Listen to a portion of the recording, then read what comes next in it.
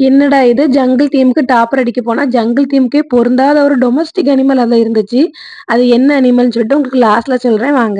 இந்த கேக் பார்த்தீங்கன்னா 1.5 கேஜில அதே மாரி ரெட் வெல்வெட் ஃப்ளேவர்ல வந்து ஜங்கிள் தீம்ல கேட்டிருந்தாங்க.